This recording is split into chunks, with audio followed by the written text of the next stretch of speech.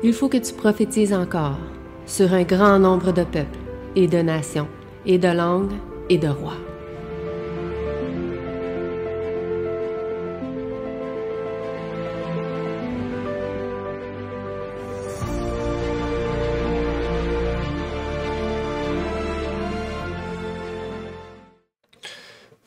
Donc, bonjour à chacun d'entre vous, à ceux qui sont avec nous sur Zoom et aussi en personne. Donc, je salue Aravna qui est avec nous en personne et Ginette qui va arriver aussi bientôt. Donc, on est content d'être avec vous aujourd'hui. On espère vous voir aussi en personne bientôt. C'est très important de pouvoir venir en personne et de pouvoir fraterniser avec des frères et des sœurs pour que nous puissions ensemble grandir fraternellement et dans le partage et aussi la connaissance des frères et des sœurs qui sont ensemble. Donc, pour ceux qui sont avec nous aujourd'hui et pour ceux qui ont fait la leçon aussi, nous allons aujourd'hui partager le capitaine de notre salut. C'était un sujet qui était assez important puisqu'on parlait de plusieurs points dans la Bible qui nous rappelaient des choses importantes avec la foi et avec plusieurs autres sujets. Et aujourd'hui, nous allons mieux connaître ce sujet, approfondir et pouvoir partager ensemble sur ces différentes choses.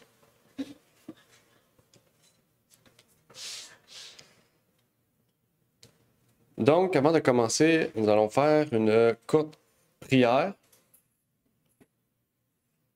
pour que l'on puisse débuter cette révision. Donc, prions. Notre Père est aux cieux, merci Seigneur pour ce moment que tu nous permets d'avoir, de partager ensemble la révision de l'école de sabbat sur ce sujet de la foi et Seigneur du salut. Que tu puisses bénir ceux et celles qui ont fait cette leçon et qui pourront donc réviser avec nous cette leçon et pour ceux et celles aussi qui, Seigneur, pourront peut-être connaître ce sujet, découvrir certaines choses, Seigneur, et que tu puisses ouvrir notre esprit pour que nous puissions comprendre et voir ce qui est dit dans ta parole. C'est ma prière pour ces choses, au nom de ton Fils Jésus-Christ. Amen. Amen. Amen. Donc, dans la leçon, on débutait en parlant du Christ, qui était le prince du salut.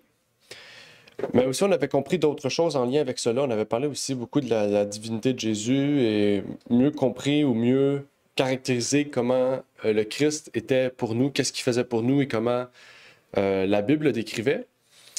Et on a commencé aussi par remarquer que le titre, c'est « Le capitaine de notre salut », mais dans la plupart des versions bibliques, on ne dit pas capitaine, on dit prince. OK? Donc, le terme capitaine vient de la version anglaise de la Bible et c'est le mot adéquat. Et ça nous amène aussi à voir que Christ est le capitaine de notre salut. C'est lui qui, quand on voit un capitaine, on voit quelqu'un qui s'occupe d'un bateau, qui gère un bateau, on peut voir ça comme ça. Un capitaine de bateau qui prend le gouvernail pour nous. Et c'est comme ça que Christ est pour nous, pour ses enfants. Et c'est une image qui est assez forte, puisqu'on comprend que pour qu'on puisse passer au travers du salut de notre vie sur terre, on doit laisser Christ nous diriger. Dans la question numéro 2, même, on montrait que Christ est l'auteur du salut avec son Père, qui ont mis en place ce plan du salut pour que tout être humain en fait, puisse être sauvé. Mais là, la question qu'on pourrait se poser en lien avec le salut, c'est quelle est l'œuvre du salut? D'après vous, quelle est l'œuvre du salut? Première question. Quelle est l'œuvre du salut?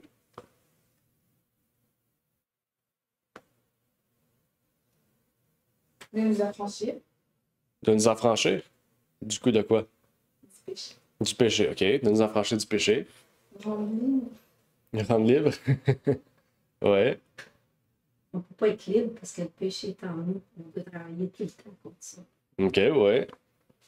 C'est un combat continuel. Et voilà. OK, effectivement, ouais. Très bon point.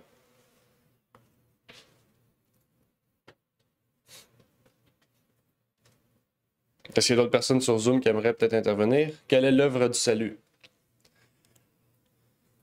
On a dit que c'est ce qui nous libère du péché. Après ça, on a dit qu'est-ce qui nous permet de combattre le péché. Parce qu'on comprend, c'est vrai que le salut nous libère du péché, mais il nous libère plutôt de la condamnation du péché. Grâce au salut, en fait, on n'est plus sous la condamnation de la loi. C'est-à-dire sous la condamnation du fait que si on pêche, on est condamné à mourir éternellement. Donc, ça veut dire que par la grâce du Christ, oui, on reste pécheur tout le long de notre vie parce qu'on combat, mais on n'est plus sous la condamnation de ce péché. Parce que si on va à Christ, on prie, puis on lui demande pardon, mais il nous pardonne. C'est ce que les gens d'avant ne pouvaient pas avoir. Ce que je dis, c'est ceux qui étaient avant la venue du Christ, là, au temps de Moïse, etc. Ces gens-là n'avaient pas ce don-là de Dieu, en fait. Parce que l'œuvre du Christ, l'œuvre du salut, c'est un don de Dieu. Ici, Éphésiens nous dit « Car vous êtes sauvés par la grâce, par le moyen de la foi, et cela ne vient pas de vous, c'est le don de Dieu. » Un don, c'est quelque chose qu'on offre, quelque chose qu'on offre gratuitement. « Ce n'est point par les œuvres, afin que personne ne se glorifie, car nous sommes son ouvrage, ayant été créés en Jésus-Christ pour les bonnes œuvres, que Dieu a préparées d'avance afin que nous y marchions. » Donc, ça dit que c'est le don de Dieu. Okay? Donc, l'œuvre du salut, c'est un don gratuit de Dieu. Et 10, le but, c'est que nous puissions marcher dans les bonnes œuvres en Christ. Ça dit, car nous sommes son ouvrage ayant été créé en Jésus-Christ pour les bonnes œuvres. OK? Donc, il parle ici de la nouvelle naissance. On a été créé de nouveau en Jésus-Christ. On a été créé à l'image de Jésus, à l'image de Dieu. OK? On est son ouvrage, mais on a été nouveau-né, dans le fond, sous le nouvel Adam, pour exécuter les bonnes œuvres et pour que nous y marchions. Il y avait un autre texte aussi que je voulais partager avec vous. Je l'ai-tu? Ouais, ici. Ça dit... C'est par la grâce que vous êtes sauvés par le moyen de la foi, et cela ne vient pas de vous, c'est le don de Dieu. Donc, c'est le même verset qu'on vient de lire, mais elle nous explique, elle donne un commentaire sur cela. Elle nous dit « Voici une vérité qui dévoilera le sujet à votre esprit si vous ne le fermez pas aux rayons de la lumière. La vie éternelle est un don infini. Cela la place en dehors de la possibilité que nous la gagnions, parce qu'elle est infinie. Elle doit nécessairement être un don. En tant que don, elle doit être reçue par la foi. Et la gratitude et la louange doivent être offertes à Dieu. Une foi solide n'entrera personne dans le fanatisme ou dans un comportement de serviteur paresseux. C'est le pouvoir ensorcelant de Satan qui conduit les hommes à se regarder eux-mêmes au lieu de regarder Jésus. OK. Attendez. La justice du Christ doit nous précéder si nous voulons que la gloire du Seigneur devienne notre récompense. Si nous faisons la volonté de Dieu, nous pouvons accepter de grandes bénédictions en tant que don gratuit de Dieu. Mais pas à cause d'un quelconque mérite en nous. Cela n'a aucune valeur. Faites l'œuvre de Christ et vous honorerez Dieu et serez plus que vainqueurs par celui qui nous a aimés et qui a donné sa vie pour nous, afin que nous ayons la vie et le salut en Jésus-Christ. Désolé, c'était un long passage. Ouais. C'est un long passage. Ben ici, c'est vraiment juste un commentaire sur ce qu'on vient de lire dans Éphésiens, qui nous montre en fait que, vu que c'est un don gratuit, mais en fait, la façon de remercier Dieu, c'est par nos louanges, par tout ce qu'on fait envers lui, en fait. Les louanges, les chants, les témoignages, toutes ces choses-là sont un remerciement un peu à Dieu, sont un moyen de glorifier Dieu, puis de lui montrer, en fait, que, eh bien, on veut toujours plus le servir et toujours plus, en fait, se rapprocher de lui. Et c'est ça qui est intéressant dans la leçon, c'est un peu ça sur ça que la leçon se tournait, puisque la leçon nous citait aussi un exemple. si vous vous rappelez de Siméon dans la Bible, dans les 4 évangiles, il y a un monsieur qui s'appelait Siméon. Siméon, c'était un monsieur, une personne qui était avancée en âge et qui avait dit à Dieu, il a dit, moi, je veux voir le Messie avant de mourir. OK? Donc là, il allait au temple, comme d'habitude, il allait au temple, il allait faire ses sacrifices, faire ses prières, ses choses. Puis c'est là qu'il a vu Jésus, il a vu le Messie. Puis le Saint-Esprit lui a révélé que c'était lui, c'était le Messie. Et en voyant ça, eh bien, il a vu, il a dit, j'ai pu voir le Messie avant de mourir. Fait que là, il savait qu'il pouvait mourir en paix parce qu'il avait voulu, la dernière chose qu'il désirait avant de mourir sur terre, c'était de voir le Messie. Parce que toute sa vie, c'est ce qu'il attendait. Parce que c'était les Juifs, c'est ça qu'ils voulaient. Toute leur vie, les Juifs désiraient voir le Messie parce que pour eux, c'était celui qui allait apporter la délivrance par l'épée, il allait tuer tous les Romains. Mais il y a des gens qui comprenaient réellement que Jésus n'était pas venu pour ça. Il était venu nous libérer de la captivité du péché, là, de la condamnation du péché. Puis ce monsieur-là, Siméon, avait compris ça. Puis en voyant Jésus, eh bien, il a vu son salut. C'est parce que c'est ça qu'il a dit. Siméon, il a dit, j'ai pu voir le salut. Pour lui, Jésus, c'était le salut. En tant que tel, c'est celui qui représente le salut, celui qui est le salut. Ben oui, c'est ça. Ils ont été privilégiés. Mon désir le plus, quand on va mourir, c'est de voir le Seigneur. Oui, exact. Oui. C'est vrai. Et lui, c'est Oui, c'est ça. C'est vrai. C'est vrai. C'est un peu. Non, c'est cette espérance-là qu'on garde aussi, de voir, c'est ça, comme tu as dit, de revoir Jésus. Tu sais. Le don, là, Mm-hmm. tout le monde le reçoit, mais tout le monde ne l'accueille pas. C'est ça. Oui, c'est ça. Exact. Okay. C'est comme, c'est souvent la petite flamme, l'âme, quand on a un ressenti. Mm-hmm. Il ne faut pas faire telle chose, dire telle chose, parce que c'est pas correct. C'est pour ça que Ouais, c'est ça. Mm. Mais ça, c'est présent tout le temps. Ouais.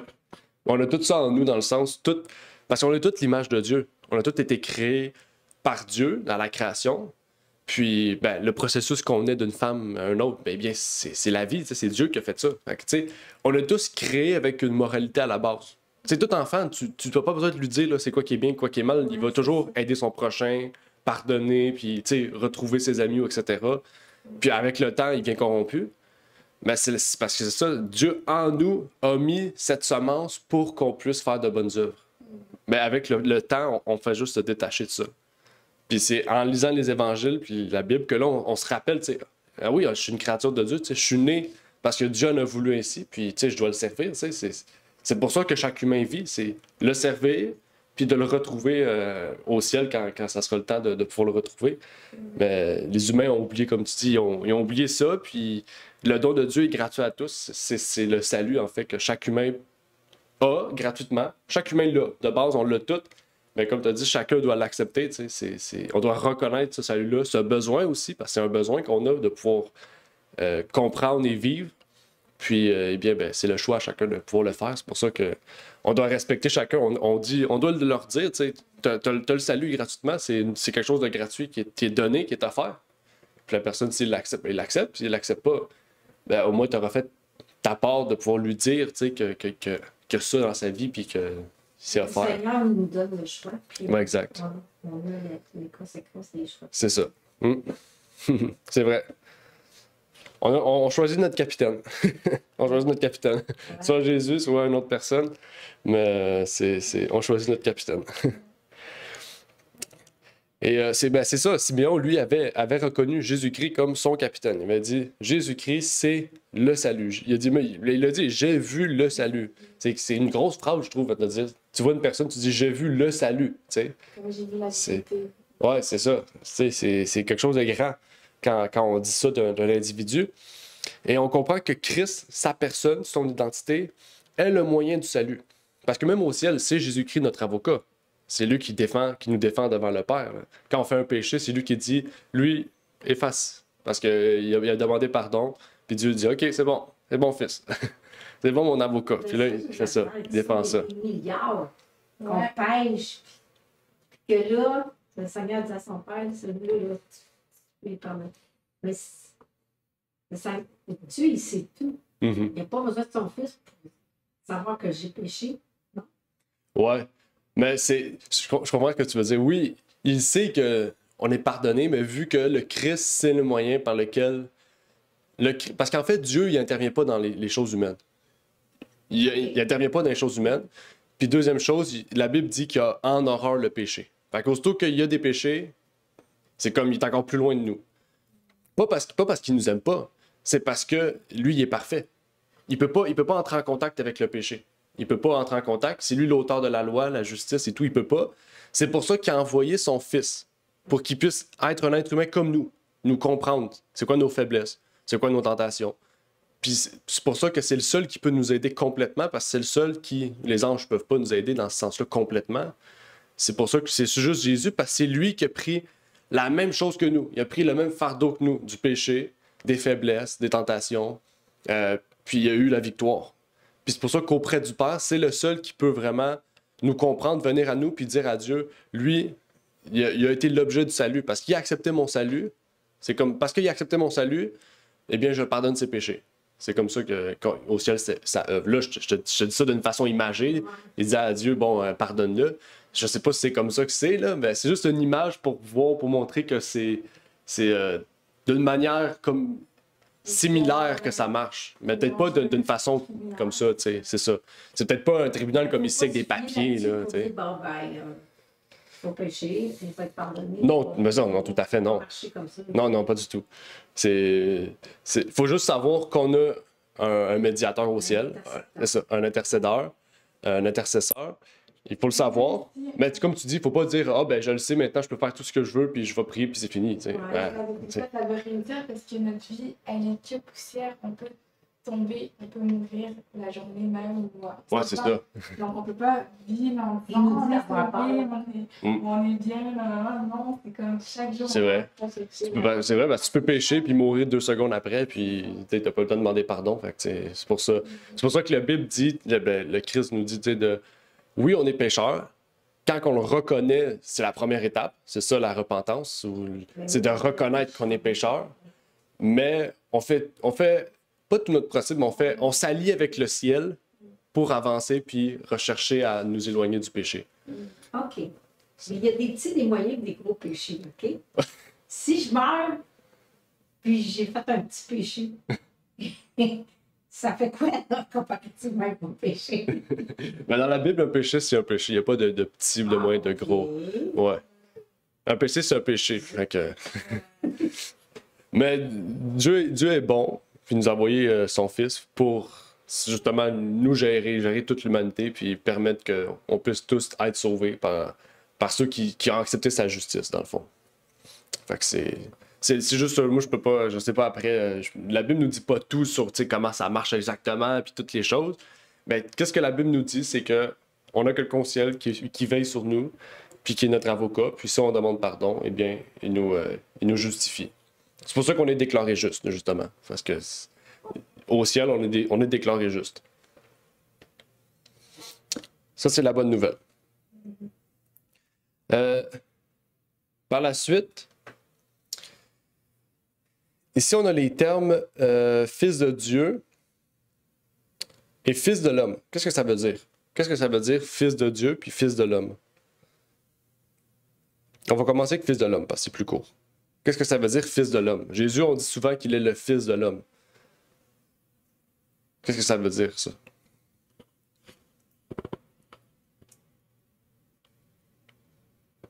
Ou sinon, fils de Dieu. Si vous savez fils de Dieu, on peut aller fils de Dieu. Dans le fils de Dieu, mais le fils de l'homme. C'est la même Ouais. Fils de Dieu, c'est vrai que ça dit tout. Ça dit qu'il est le fils de Dieu, effectivement. Mais fils de l'homme, c'est vrai que c'est un peu plus spécial, tu sais, parce que on sait qu'il n'est pas né de Joseph, tu sais, il est né juste de Marie. Fait qu'il peut pas être le fils d'un homme. Donc, qu'est-ce que ça veut dire, tu sais?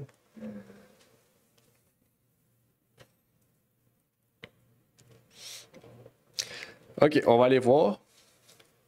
En fait, quand on dit que Jésus est le fils de l'homme, c'est pas en termes de littéralité. OK? On sait que dans la Bible, Jésus, on dit qu'il était le fils de l'homme.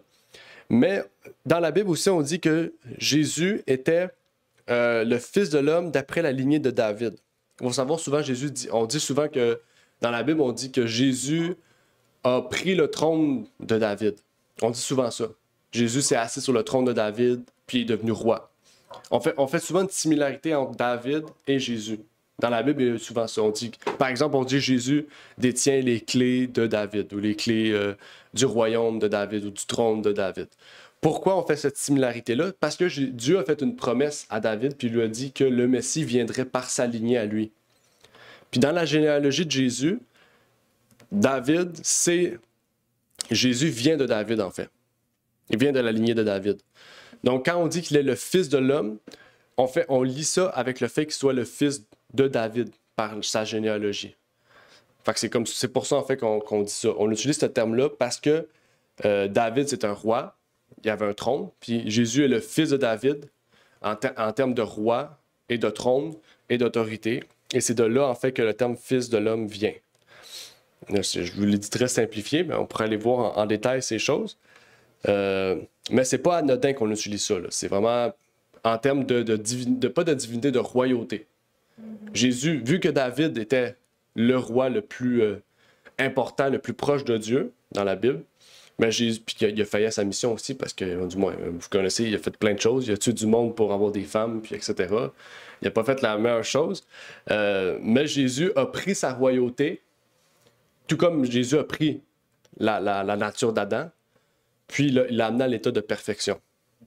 C'est pour ça qu'on dit qu'il est le fils de l'homme. On pourrait dire le fils de David, littéralement. C'est dans ce sens-là qu'on comprend ce terme. Est-ce que ça veut dire que la Vierge Marie était parente avec David? Oui, elle était parente avec David. Oui. Donc, est-ce que Marie était parente avec David? Oui, dans Matthieu 1, tu vois toute la généalogie de Jésus. Là, tu vois Ruth, par exemple. Ruth, c'est une femme dans la Bible aussi, elle a un livre. Il y a Ruth aussi, puis Boaz, qui est apparenté à Jésus.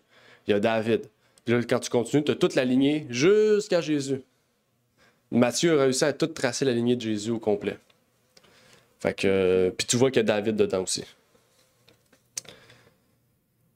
Fait que, ouais. Moi, j'ai de la difficulté avec ça. Avec toi? Ben, Dieu est tout puissant, puis il est tout seul, là, puis il fait un fils, puis là, ce fils-là, il a une lignée. Oui, parce qu'il vient de Marie. Marie, elle avait une lignée. Parce qu'il fallait qu'il soit humain. Il fallait qu'il soit humain. C'est pour ça qu'il... Ben, dans le fond, il y a une lignée parce qu'il vient de Marie. Dans le fond, David, il vient de la lignée de Marie. On peut dire ça comme ça. Boaz et Ruth viennent de la lignée de Marie. Mais Marie a eu un fils qui s'appelle Jésus. Donc, c'est pour ça qu'il est rattaché à la lignée de Marie, dans le fond. Parce que logiquement, s'il y aurait eu un fils, si par exemple Dieu aurait dit a un fils avec Joseph, à l'époque, l'homme, c'est comme la femme. Tu n'as pas la lignée de la femme, tu as la lignée de l'homme, dans le fond. Il y aurait eu la lignée de l'homme de Joseph. Mais Joseph, ça aurait pu marcher. Dans les prophéties, ça aurait pu marcher. Il fallait vraiment que ça vienne de Marie, la lignée, puis que ça soit juste de Marie. C'est Dieu qui a enfanté Jésus ou c'est Marie? C'est Marie? Oui, c'est Marie qui a enfanté Jésus, mais par l'Esprit de Dieu. Dieu, par son esprit, a fait en sorte qu'un embryon naisse dans le ventre de Marie, puis que par elle-même, un enfant soit né, dans le fond. Je ne comprends pas qu'elle n'ait pas un type de sainteté. Tu comprends? Parce que c'est Dieu qui a, par son esprit, enfanté la Vierge Marie. Tu comprends? C'est pas toutes les femmes, c'est cette femme-là. C'est le Fils de Dieu. Oui, je comprends. Effectivement. C'est une bonne question. Ça aurait pu être le cas. T'sais, elle aurait pu avoir un titre quelconque, mais il aurait fallu que la Bible en parle. Le fait que la Bible nous montre pas qu'on doit la vénérer ou qu'on doit lui donner un titre quelconque, c'est de là, en fait, qu'on peut pas lui donner un titre. Parce que Dieu le dit, c'est dans, je me rappelle plus c'est quoi, ben, dans les évangiles, ça dit que Jésus dit que aucune personne n'est parfaite, aucun humain est parfait, aucun humain peut être juste. Dans le fond, par lui-même, je parle. Puis, il dit même que, je ne me rappelle plus du passage, mais il dit quelque chose en lien avec ça, avec la Vierge Marie et tout, dans le sens... C'est vraiment la lignée de Joseph? Ouais. Ah bon, ben c'est la lignée de Joseph, finalement. C'est pas la lignée de Marie. OK. C'est pas la lignée de David? Non, c'est ça dans Matthieu 1, verset 16. Je pourrais le lire. C'est pas la lignée de Marie. C'est vraiment la lignée de Joseph, parce que ça dit dans Matthieu Mais 1. qui est la lignée de Joseph? Jésus ou Parce que, attends, je vais lire le passage, on va mieux comprendre. Dans Matthieu 1, verset 16, ça dit... Je vais commencer par 15, parce que là, on va pouvoir un peu mieux comprendre. Et Éliud engendra Éléazar, et Éléazar engendra Mathan. Mathan engendra Jacob. Jacob engendra Joseph, virgule, l'époux de Marie, de laquelle est né Jésus, qui est appelé Christ. Parce que je trouvais ça, David, comme tu as dit, tu sais, il se payait des femmes et tout. Comment que tu peux faire que ton fils prenne le trône de quelqu'un qui pêche comme ça, là, tu sais, c'est comme... Je sais pas. Si la Vierge Marie, on la vénère pas, on est qui, nous, les femmes, là, maintenant, qui donnons la vie? Si elle a enfanté Jésus, puis elle est nowhere, tu sais, j'ai la misère avec ça. Ouais. Tu comprends? Ouais, je comprends, mais c'est comme c'est pas comme Marie, elle a porté comme Jésus-Christ, Ouais. mais c'est pas... elle a vraiment été comme choisie de Dieu pour porter Jésus-Christ. Mais techniquement, il n'y a pas de... Il n'y a pas eu, par exemple, un homme et, comme par exemple... L'accouplement, C'est ça, l'accouplement. Ça a vraiment été comme par l'esprit. Et même nous, OK, on peut même pas comprendre... Exactement, on peut même pas comprendre vraiment, puisque comme c'est vraiment mystérieux pour nous en tant qu'humains, Oui. puis c'est vraiment grand en même temps. Mais nous, dans la parole de Dieu, qu'est-ce qu'on a comme message, c'est que ça a été que Jésus-Christ a été engendré par l'esprit. Puis c'est vraiment de l'esprit de Dieu. C'est ça? Pourquoi on la vénère pas? Qu'est-ce qui fait que... Tu sais, à main parallèle, qu'est-ce que la Marie elle a fait? C'est ça qu'il faut... Tu n'as pas compris. Là, que dans ce temps-là, là, une femme qui n'était pas mariée, est-ce qu'elle était vue comme étant une pécheresse si elle est enceinte? Ouais. Vous imaginez qu'est-ce qu'elle a vécu? Ouais, elle a vécu, ouais, c'était... ouais, c'est vrai. Mais cette femme-là, sauf Marie, tu vois, c'est ça. Le fait, il y a deux choses face à ça. Premièrement, le fait que Marie soit une humaine, on ne peut pas vénérer un humain. Marie, elle a été pécheresse aussi, elle a péché. Elle a déjà péché, elle a péché aussi, puis plusieurs fois. Je veux dire, elle n'a pas été parfaite. C'est là où c'est différent. Les catholiques, eux, ils pensent que vraiment Marie, quand on parle de l'Immaculée Conception, c'est que vu que Marie était parfaite, Jésus a pu naître en elle et naître sans le péché originel. Il y a plusieurs doctrines dans l'Église catholique qui font en sorte que pour que ça marche ensemble. Ils ont créé plein de doctrines pour que ça marche ensemble.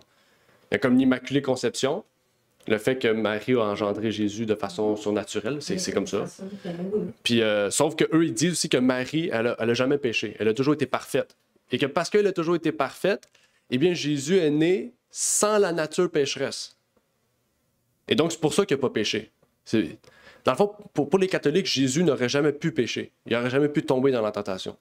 Donc, Jésus est loin de nous, dans le fond. Parce que c'est comme si toi, tu nais, puis automatiquement, tu sais que tu ne peux pas pécher. Fait que, tu sais, tu peux pas dire après ça, ben, on va se fier sur toi, parce que déjà, tu es tellement loin de nous. Tu es né d'une femme qui était parfaite, qui n'a jamais péché, puis tu nais pécheur. Tu nais dans un monde pécheur, mais sans être parfait, puis tu pourras jamais être imparfait. Fait que Jésus, il vient loin, en fait. Il a pris la même nature que nous, mais d'une façon tellement loin de nous qu'en fait, on peut pas le prendre comme un exemple, en fait. Donc, c'est là, en prenant toutes ces choses, ces différentes doctrines-là, que là, tu vois que, ben, en fait, c'est pas biblique, en fait. Tu sais, Marie, c'était une... Mais elle a pas donné la vie, c'est vraiment Dieu. Parce Ouais, ben, elle a donné la vie, elle a accouché comme tout le monde. Tu penses que le bébé est sorti par où? C'est par l'esprit.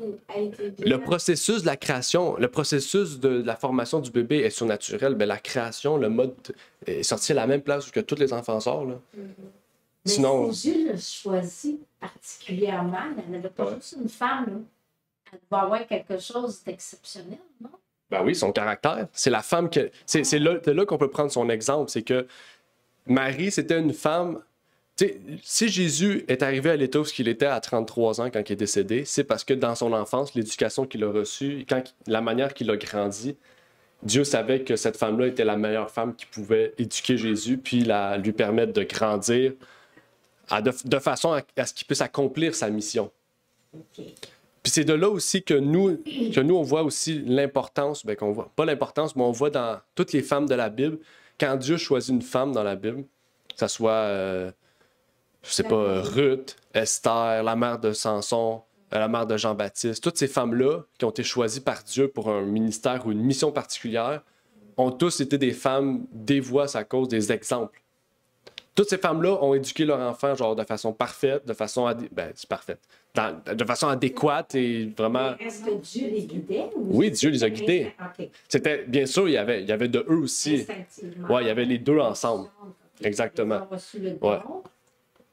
Donc pour ça, tu sais, nous quand on étudie leur histoire, puis qu'on voit ces femmes-là, on se dit que c'est des exemples ça devrait être des exemples pour toutes les femmes d'aujourd'hui. Tu sais. Marie devrait être un exemple pour toutes les femmes d'aujourd'hui. Parce que, qu'est-ce qu'elle a fait? Oui, c'était le Fils de Dieu, mais ça restait un enfant comme un autre enfant. Sauf qu'elle, elle a compris l'importance de sa mission, puis au travers de son éducation, elle a permis à Jésus de comprendre sa mission complètement, parfaitement, puis de lui permettre de grandir dans un environnement aussi qui était différent des autres. Tu sais, Jésus n'a pas été à l'école juive, là. Tous les enfants allaient à l'école juive, apprenaient la philosophie, les Grecs. Vous allez à l'école à la maison? Lui faisait l'école à la maison, puis sa mère prenait soin de lui, puis son père, en même temps, il lui montrait le métier de charpentier. Tu sais, je veux dire, à l'époque, c'était pas normal. Jean-Baptiste, la même chose, il n'a pas été à l'école, c'est sa mère qui l'éduquait à la maison. Puis, tu sais, elle a reçu aussi la vision de Gabriel, tu sais. Gabriel l'a visité, puis lui a dit, l'enfant qui va naître, ça va être lui qui va ouvrir le chemin au Messie. Il devra se consacrer à toi, ne pas boire de vin, etc. Il y avait plein de choses qu'il ne devait pas faire. Puis, tu sais, Jean-Baptiste est grandi de la même manière. Élisabeth a amené Jean-Baptiste à grand. Elle s'appelait pas Élisabeth. Elle s'appelait Élisabeth, elle a amené la mère. Il me semble que oui. La femme la mère Jean-Baptiste. Élisabeth, c'est ça. Élisabeth a fait la même chose avec Jean-Baptiste que Marie avec Jésus. Les deux, c'était des femmes exemplaires dans leur caractère. Aussi, Zacharie puis Joseph aussi. Dieu guidait aussi les pères. Ben oui, bien les sûr. Parents. Exact. OK. Fait qu'il y a une leçon à comprendre dans ça, c'est l'aspect familial de l'éducation. Mais aussi, tu sais, Marie, elle avait pas 12 ans là, quand elle a éduqué Jésus, elle avait 30 ans. Fait que, tu sais, même elle, Dieu a vu que même elle, dans toute sa jeunesse, puis la façon qu'elle a grandi d'une façon où elle pourrait être la mère, tu sais, exemplaire pour Jésus, tu sais. OK. Puis, c'est plus dans ce sens-là qu'on voit l'importance des femmes dans la Bible. Parce que souvent, on parle des hommes, mais c'est vrai que dans la Bible, il y a beaucoup de femmes qui sont exemplaires, là, qui ont fait un très gros travail, comme Marie. Même Marie-Madeleine, elle n'a pas eu d'enfant, mais c'est une femme qui était exceptionnelle pour Jésus. C'était une femme avec un gros passé puis qui a permis d'apporter l'Évangile. Que ce soit Marthe, que ce soit exactement Élisabeth, que ce soit Anne aussi, la prophétesse Anne dans le Nouveau Testament. C'était une femme aussi qui était dévouée. Que ce soit Ruth. Les juges aussi, il y a une juge aussi qui était, comment elle s'appelait la juge? Déborah, exactement, Déborah, la juge de l'Ancien Testament. C'était une femme exemplaire aussi. Mais il y a plein de femmes dans la Bible, là. Ève aussi, on peut parler d'Ève. Il y a plein d'autres femmes aussi. Comment elle s'appelait? Abigail, la femme de son mari méchant, là. Ouais, elle était mariée à un homme méchant qui l'aimait pas puis qui s'en foutait d'elle. Puis elle a respecté son mari en tout point.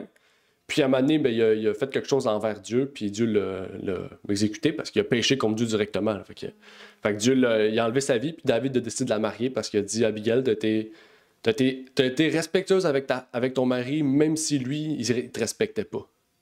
Puis à cause de ça, David a décidé de la marier, puis ça a été une de ses meilleures femmes.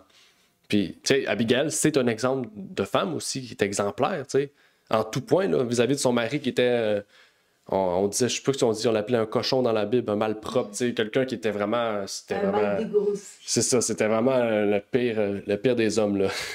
Mais pourtant, Abigail est demeurée vraiment fidèle à lui jusqu'à la fin. Puis, ben, c'est ça, elle va être, d'après moi, elle va être sauvée. Fait qu'elle est restée juste devant Dieu. Fait que c'est ça. Ça répond à tes questions. Merci. Ben, ça serait un sujet important. Peut-être qu'on pourrait faire un sermon sur ça, parler des femmes dans la Bible, puis de l'importance de... On pourrait en faire un. Peut-être trouver une petite chine. Ouais, c'est ça. On pourrait, oui, effectivement. Oups. On va lire un autre passage ici. En parlant du Fils de Dieu, ça dit... Ce nom n'a pas été donné au Christ à la suite d'une grande réussite, mais il lui revient par droit d'héritage. Parlant de la puissance et de la grandeur du Christ, l'auteur de l'Épître aux Hébreux dit qu'il est tellement supérieur aux anges parce qu'il a obtenu par héritage un nom plus excellent qu'eux. Un fils prend toujours à juste titre le nom de son père. Et le Christ, en tant que fils seul engendré de Dieu, porte à juste titre le même nom. OK. Un fils est aussi, à un degré plus ou moins grand, une reproduction du père. Il a, dans une certaine mesure, les traits de caractère et personnels de son père, pas parfaitement, car il n'a pas de reproduction parfaite parmi les hommes, mais il n'y a pas d'imperfection en Dieu, ni dans aucune de ses œuvres, et c'est pourquoi le Christ est l'image expresse de la personne du Père. Hébreux 1:3. En tant que fils de Dieu qui existe par lui-même, il possède par nature tous les attributs de la divinité. Donc, il explique ici comment on peut comprendre le terme fils de Dieu. Je trouvais que c'était le texte le plus important. On va avancer. Il reste 2 questions importantes. En fait, sans que Jésus ait passé par le processus de la vie humaine, il n'aurait jamais pu nous rendre le salut accessible et aussi nous permettre de comprendre pleinement le but de la vie humaine et les défis aussi que les humains doivent surmonter. En fait, par son humanité, Jésus a été appelé par plusieurs noms. Dans Ésaïe, si vous vous rappelez Ésaïe, on dit que Jésus est admirable, conseiller, Dieu fort, Père d'éternité, prince de la paix. Ces termes-là ont tous une signification particulière vis-à-vis de Christ. Que signifient ces titres qui appartiennent à Jésus? Donc, qu'est-ce que ça veut dire admirable, conseiller, Père d'éternité ou Père éternel, prince de la paix? On va commencer avec admirable. Qu'est-ce que ça veut dire admirable? Le terme admirable. Qui mérite d'être contemplé. OK, oui, qui mérite d'être contemplé. Très bon point. Là, tu as pensé à admirer. Non, j'ai pensé en anglais beloved. Beloved, c'est. Non, c'est pas ça. Behold. OK, exemplaire. Behold, OK. C'est encore assez Exemplaire. exceptionnel. Exceptionnel, OK. Très bon point. Dans la Bible, la définition du mot admirable, ça veut dire celui qui mène une vie qui est hors du commun, qui est exemplaire. On parle, dans la Bible, c'est ça, la définition, on peut dire miracle, celui qui produit des miracles, des prodiges, qui est merveilleux. Ce sont des termes qui révèlent comment le Christ fut sur terre. En fait, quand on dit admirable, quand on prend la vie de Jésus, on prend les évangiles ou un évangile, puis on étudie la vie de Jésus, on voit que c'était quelqu'un d'hors du commun, qui était parfait, qui était admirable, qui était merveilleux, qui a fait des miracles et des prodiges. Je veux dire, il n'y a aucun autre être humain qui a ressuscité des morts, mais oui, il y a Pierre qui a ressuscité quelqu'un des morts, puis il y a Paul aussi. Des morts. Il a dit, quand il était mort, lève-toi et marche, ou etc. Ou réveille-toi de ton sommeil. Mais Jésus était, dans toute sa vie, c'était quelqu'un qui était admirable, qui était hors du commun, qu'on disait, lui, il n'est pas pareil comme les autres, t'sais. C'est un humain, oui, mais il fait des choses bizarres, spéciales. C'est ça, on a le goût de le suivre. C'est ça. On a le goût de savoir c'est qui, de mieux le connaître, de savoir c'est qui cette personne-là. C'est pour ça qu'il y avait beaucoup de gens qui le suivaient, On veut aussi ressembler. Oui, c'est ça, exact. Exact. Deuxième point, c'est conseiller. Qu'est-ce que ça veut dire conseiller?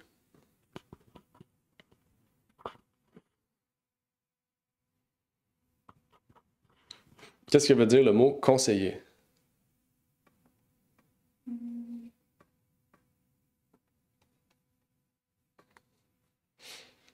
On va aller voir, je ne vais pas aller voir, mais dans la Bible, dans 1 Jean 2, verset 1, dans Jean 14, verset 16, celui qui conseiller, on voit le mot conseil. Puis dans la Bible, on sait que Christ est notre avocat. Un avocat, il est nécessairement de conseil, il défend, c'est lui qui défend devant la cause du juge. Mais il y a aussi le terme consolateur. OK? Consolateur, en grec, c'est parakletos. On l'associe souvent le mot consolateur au Saint-Esprit, mais c'est Jésus, parce que le mot parakletos signifie avocat et consolateur. Okay? Et donc, Jésus, en fait, c'est lui qui nous conseille devant le Père pour notre salut. C'est lui qui nous conseille aussi dans le droit chemin, par son esprit. Fais le bien, tasse-toi, éloigne-toi de ça. Exactement. C'est pour ça que le titre, c'est Capitaine de notre salut. On peut voir conseiller vraiment adapté à ça. Hein? Il y a aussi le terme Dieu fort. Comment Jésus peut être le Dieu fort? Là, déjà, on peut se dire pourquoi Jésus, on l'appelle Dieu si le seul Dieu, c'est le Père. Ça, c'est un point. Puisqu'il est le Fils de Dieu, il a hérité de la divinité du Père, donc oui. Puis ce qui est intéressant aussi, c'est que on ne dit pas Dieu tout-puissant, on dit Dieu fort. Pas parce que Jésus n'est pas tout-puissant, c'est parce qu'il y a un seul Dieu tout-puissant, c'est le Père.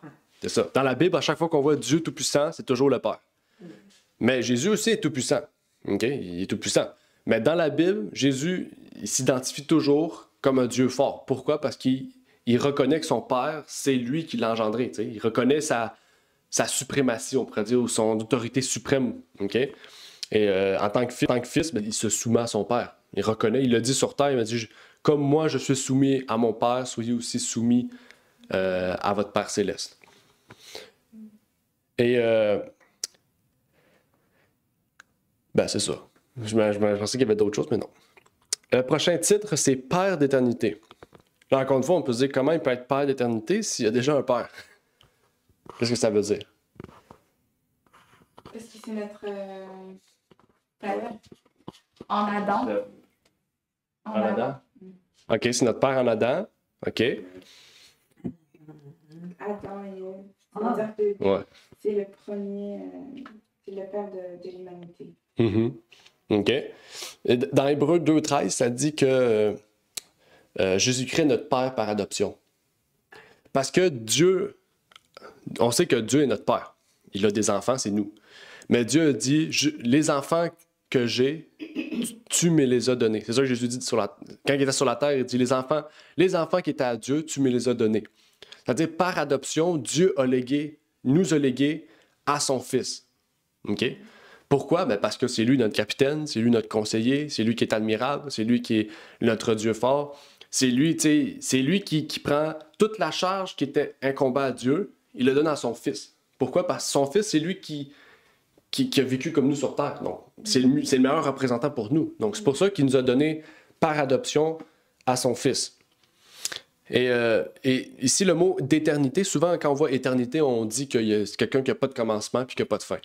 Mais le mot éternité, ça ne veut pas nécessairement dire ça. Il y a des termes dans la Bible, ça ne signifie pas ça. Okay? Éternité, ça veut juste dire qu'il sera toujours notre Père. Jusqu'à toujours, en fait. Éternellement, ça veut dire la même chose. Okay? Donc, quand on dit de toute éternité, ça ne veut pas nécessairement dire qu'il n'y a pas de début et qu'il n'y a pas de fin.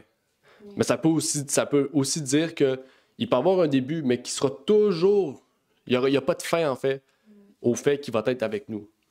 Okay? Ça veut dire qu'on peut veiller sur lui en tout temps, en fait. C'est ça que ça veut dire. Donc, Père d'éternité, on peut dire Père éternel. Donc, Père pour toujours. Père, c'est pour ça qu'on dit qu'il était, qu'il est et qu'il vient. Okay? Ça veut pas dire qu'il n'y a pas de commencement. Non, il était parce qu'il y a un passé, il y a un présent puis il y a un futur. Donc, il était passé avec nous. Dans le passé, il était avec nous. Dans le présent, il est avec nous. Et dans le futur, exactement, il sera avec nous. C'est pour ça qu'on l'appelle l'alpha et l'oméga. Hein? L'alpha et l'oméga. L'alpha, c'est la première lettre de l'alphabet grec. Oméga, la dernière. Donc, du début jusqu'à la fin, il sera avec nous. C'est tous des termes qui se rejoignent à ça. Le dernier terme, c'est prince de paix. Pourtant, Jésus a dit, je ne suis pas venu pour amener la paix, mais je suis venu pour apporter l'épée, la guerre. Qu'est-ce que ça veut dire? Comment il peut s'identifier à la paix si dans la Bible, il dit qu'il est venu pour apporter l'épée? Qu'est-ce que ça veut dire, ça, d'abord? Ouais. On doit défendre la parole de Dieu. L'épée, c'est la parole de Dieu. On doit se servir de la parole de Dieu pour défendre son Père. OK. Ben, oui, effectivement, c'est vrai que l'épée, c'est la parole de Dieu, puis qu'on doit la défendre. Donc, c'est pour ça, quand Jésus il dit ça, ça rejoint ce que tu dis, quand Jésus dit ça dans Jean 14, verset 27, Jésus il dit « Je suis venu apporter la paix ». Mais il sait que la paix qu'il est venu apporter ne va pas plaire à tout le monde. Fait que ça va amener quoi? Ça va amener l'épée. Ça va amener des batailles autant au niveau mental, des face-à-face, là, des gens qui vont discuter. Mais l'épée, c'est la réponse par la parole de Exactement. Dieu. Exactement. Jésus veut nous montrer ici que, comme souvent on dit les christianistes se sont battus, ils se sont tués vraiment physiquement. Les catholiques et les protestants se sont vraiment battus physiquement aussi, là, se sont tués. sais, je sais pas s'ils ont compris ce texte-là au niveau physique, ils devaient se tuer physiquement pour battre l'épée, mais comme tu dis, tu sais, c'est la parole de Dieu, notre épée. On devrait se battre en défendant la vérité, tu sais, en se battant au niveau de nos paroles, de nos actions, tu sais, dans les bonnes actions, mais pas au niveau de « Ah, j'aime pas, je suis pas d'accord avec toi, je te tue », tu sais. Parole violente, C'est ça, c'est pas de même, là. défensive, Exactement. agressive, Jésus a jamais fait ça, là. violence, non. Tu sais, on n'a jamais vu Jésus dire « Ah, on lève les épées, on va tuer les Juifs puis les Romains », tu sais. Non, tu sais, il n'a jamais dit ça. Puis ça nous montre aussi que, ben, de la même manière, on doit être dans cette optique-là. On doit se battre au niveau spirituel. Le combat, il vient de l'esprit. Donc, notre épée, comme tu as dit, c'est la parole. C'est ce qu'on défend. Présentement, les camionneurs en sont un bel exemple. Mm. Ils s'unissent tous pour la même cause, Ouais, c'est ça. sans tuer personne, sans violence. Ouais, c'est un très bel exemple, c'est vrai. Ils s'unissent pour une cause, Oui. sans émettre d'actions qui vont aller à l'encontre de la liberté, de l'autrui aussi, tu sais. Exact. C'est la meilleure façon de défendre aussi une cause. Fait qu'effectivement, c'est vrai. Dernière question. L'œuvre surnaturelle de la création est accompagnée d'une aide surnaturelle pour le salut de l'humanité et de preuves surnaturelles qui s'accompagnent. Qu'est-ce que je veux dire? C'est qu'il y a des preuves surnaturelles que Dieu a créé le monde, mais il y a des preuves surnaturelles que Dieu nous a offert le salut. Peut-être un peu compliqué comme question, là, mais même moi, j'ai de la misère à comprendre. Mais quelles sont les preuves surnaturelles de cela? Quelles sont les preuves surnaturelles que Jésus est présent parmi nous? Quelles sont les preuves que le salut est présent, est là? Tout comme on a des preuves que Dieu a créé le monde. On a des preuves surnaturelles. On n'a pas besoin d'avoir une preuve écrite qu'à l'an 6000 quelque chose, on a vu la main de Dieu créer les poissons. Tu sais. C'est quoi la question? La preuve surnaturelle. Les preuves surnaturelles du salut. Salut. Que le C'est la Seigneur est là. création. Ouais, c'est ça. La création? Les preuves du salut, c'est la création.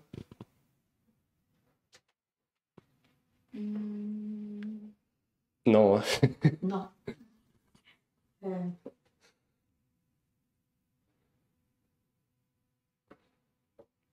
On va aller voir. Ben, en tout cas, c'est peut-être pas naturel, mais c'est Ouais. une réalité. En ne suivant pas la parole de Dieu, on a créé ce monde tumultueux dans lequel on vit. Mm. Mais ça, c'est très tangible, c'est pas surnaturel. Ouais, je comprends ce que tu veux dire. Mais dans une idée, ça pourrait être aussi l'esprit qui est derrière ce monde-là, qui pourrait montrer une preuve surnaturelle d'un combat, du salut, je sais pas, peut-être ça pourrait. C'est vrai que ça. Parce qu'on ne suit pas sa parole, mais on a des conséquences. Là. Ouais, c'est ça, exact. C'est un monde tumultueux. Ouais. Ça pourrait être ça, effectivement. On va aller lire un texte, vous me direz ce que vous en pensez, dans 1 Corinthiens 12, 7 à 11. Ça dit « Or, la manifestation de l'Esprit, donc la manifestation de l'Esprit, est donnée à chacun pour l'utilité commune, car la parole de sagesse est donnée à l'un par l'Esprit, la parole de science est donnée à l'autre pour ce même esprit. Un autre reçoit la foi par ce même esprit. Un autre reçoit du même esprit le don de guérir. Un autre les opérations des miracles. Un autre la prophétie. Un autre le discernement des esprits. Un autre la diversité des langues. Et un autre le don d'interpréter les langues.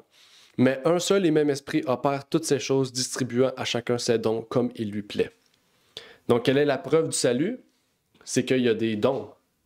C'est les dons spirituels, en fait. Je veux dire, la preuve surnaturelle. Okay? Quelles sont les preuves surnaturelles? Okay? On va voir. La parole de sagesse. Est-ce qu'on connaît quelqu'un qui, hier, était pas sage, puis que tout d'un coup, il devient sage? En fait, l'esprit de Dieu qui est en lui lui a permis de développer cet esprit de sagesse. Okay? C'est surnaturel.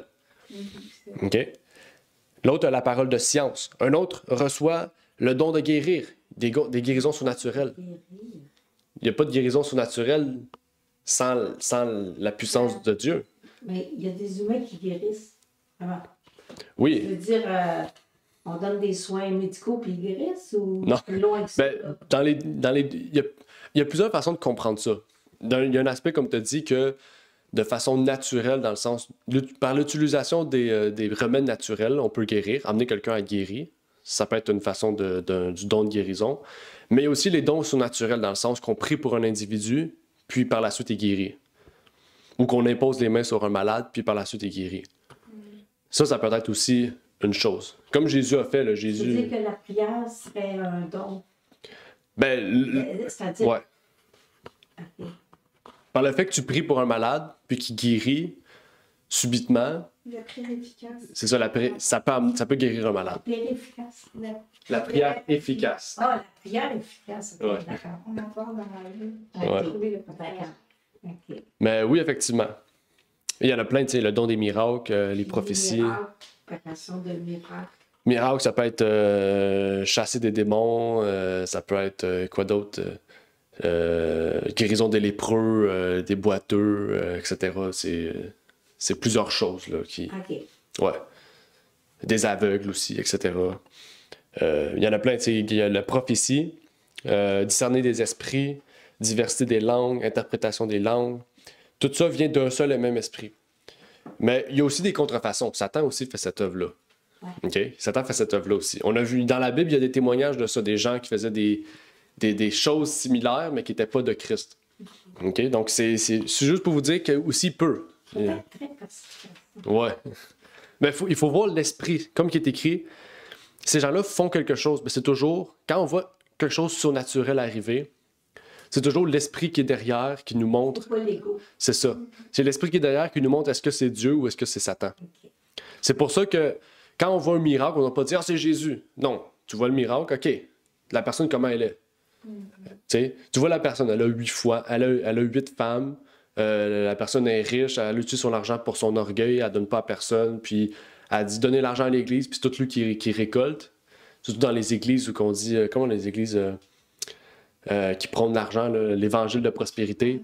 Tu sais, ces églises-là, il y a des miracles qui se produisent, mais tu sais, l'évangile de prospérité, c'est on est tous descendants d'Abraham, on peut tous être riches, prier pour la richesse, puis donner plus vous allez donner à l'église, plus vous allez être riche.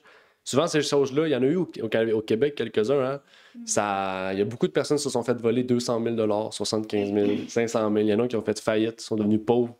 Ils sont pas devenus plus riches, ils sont devenus plus pauvres. Mais le gars qui était là, il était plus riche, par exemple. Mais ces gens-là, ils faisaient des faux miracles. Là. Puis c'est pas des personnes de Dieu. Comment on le sait? Tu vois comment ils agissent. Hein? La Bible dit « Regardez à leurs fruits ». Tu vois, leurs fruits, c'est tout le contraire de Jésus. Fait que tu peux pas dire que c'est un bon esprit qui est derrière ça. C'est Satan qui est derrière ça. Donc, c'est comme ça qu'on identifie... Sans parler de la prière efficace, j'ai trouvé le passage. C'est dans Jacques 5, versets 15 et 16, ça dit « Et la prière de la foi sauvera le malade, et le Seigneur le relèvera. Et s'il a commis des péchés, ils lui seront pardonnés. Confessez vos fautes les uns aux autres, et priez les uns pour les autres, afin que vous soyez guéris. La prière fervente et efficace d'un homme juste vaut beaucoup. » C'est de ce verset-là aussi que ça vient la confession, comment dire, auriculaire, je ne sais pas si on dit ça comme ça, de l'Église catholique. Ah oui. C'est ce passage-là que tu utilises. Mais moi, nous, on prie pour plusieurs personnes. Mhm. Faut penser que c'est les médias. Mhm. Excuse-moi. Puis, il y a aussi, je dis souvent que ta volonté soit faite, parce que c'est pas nécessairement la volonté du Seigneur qu'on guérisse. Mhm. C'est vrai. À travers la maladie, je vois comment il y a des gens qui sont résilients, puis vraiment. Ça donne aux familles, tu sais, une perspective différente d'être dans la colère. Ouais. C'est vrai. J'ai vu le témoignage de la fille de Gretzky. Il y a eu un très lourd combat contre le cancer. Puis il a dit à sa fille, à un moment donné, ça ne donne rien d'être dans la violence. C'est vrai. C'est vrai. Les épreuves, une maladie peut être une épreuve.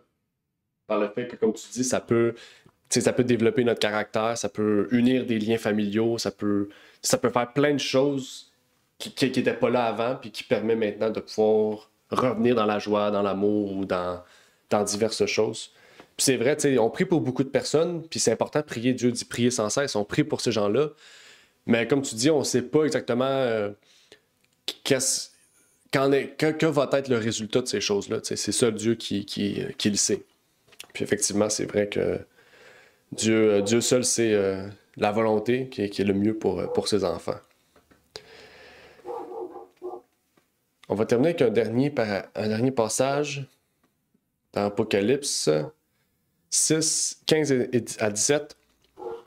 Ça dit « Et les rois de la terre, les grands, les riches, les capitaines et les puissants, tout esclave et tout homme libre se cachèrent dans les cavernes et dans les rochers des montagnes. Et il disait aux montagnes et aux rochers, tombez sur nous et cachez-nous de devant la face de celui qui est assis sur le trône et de devant la colère de l'agneau, car le grand jour de sa colère est venu et qui peut subsister. » Donc ici, le texte nous parle des derniers jours, au moment où Jésus va revenir. Il nous montre l'état des méchants, en fait. Puis on voit ici la façon qu'ils disent. Ils savent que Jésus revient à ce moment-ci. Ils savent. Mais ils savent aussi que, vu leur état, ils ne peuvent pas faire face à Dieu, en fait. À la présence de Jésus-Christ aussi qui vient. Donc, il leur demande, en fait, de faire tomber les rochers sur eux, de se cacher, de pouvoir faire en sorte qu'un voile puisse les séparer d'entre la présence de Dieu et donc de ces hommes, d'eux-mêmes, dans le fond. Et ça nous apporte vers l'appel du jour. Si vous voyez à l'écran, oui. Ça nous dit « Dieu nous appelle à voir notre capitaine comme celui qui nous conduit au salut, au travers du salut et à voir notre salut lors de son retour. » Tout comme Siméon a vu le salut, hein, Siméon a dit « Je veux voir le Messie, je veux voir le salut venir à moi. » Et que quand il a vu Jésus, il a dit « J'ai vu le salut ». Notre espérance aussi se trouve dans le fait que nous désirons voir notre salut, c'est-à-dire voir Jésus-Christ, voir le salut, voir le moyen par lequel nous avons pu être sauvés. Donc, ça met fin à l'école de sabbat. Est-ce qu'il y a des questions, des interventions? Désolé si on a terminé un peu plus tard, mais on a commencé un peu plus tard, donc il fallait terminer un peu plus tard. Donc, est-ce qu'il y a des questions, des commentaires, interventions en lien avec la leçon du jour? Non? OK. OK, bon, on va prier. Terminer par la prière. Par la suite, on va laisser place à Ramna pour la suite. Notre Père est aux cieux, j'aimerais te remercier, Seigneur, pour ce moment que tu nous as permis d'avoir, de pouvoir revenir sur le capitaine de notre salut, la leçon de cette semaine. Que tu puisses bénir ceux et celles, Seigneur, qui sont avec nous aujourd'hui, qui ont pu, par cette révision, mieux comprendre peut-être certains sujets, que nous avons pu approfondir aussi certaines choses. Que tu puisses bénir ceux et celles qui peut-être n'ont pas pu venir pour différentes raisons, autant en présentiel que sur Zoom, et que tu puisses permettre, Seigneur, que ton Église puisse être unie, qu'elle puisse se réunir, Seigneur, davantage en présentiel, Seigneur, pour que nous puissions fraterniser et pouvoir vraiment former une Église unie, Seigneur. C'est ma prière donc pour ces choses au nom de ton Fils Jésus-Christ. Amen. Amen. Merci d'avoir écouté cette vidéo. Si vous désirez rejoindre l'œuvre au Québec, veuillez nous contacter par email à asjh1889 de Terrebonne @gmail.com